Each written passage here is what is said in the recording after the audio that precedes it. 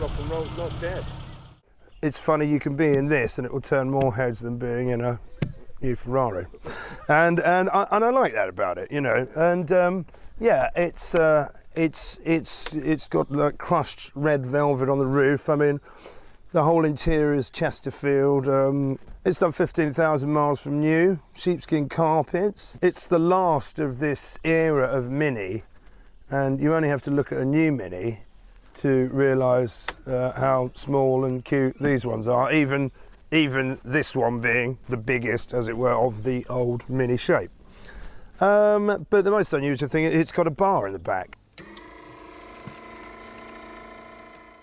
So yeah, this is a mini bar, which hasn't got anything in it because I'm not at that stage at the moment. Your miniatures will come out and then you will sit at the back and enjoying a drinky poo. You could see. Looks like you had a party already. Well, no, trust me, I didn't get through those. There's nowhere it goes where it doesn't attract a little crowd of people because it's such a cute little thing, you know. And inside also we've got a little a sort of a red light which gives this kind of red glow. So you've got these crushed velvet curtains.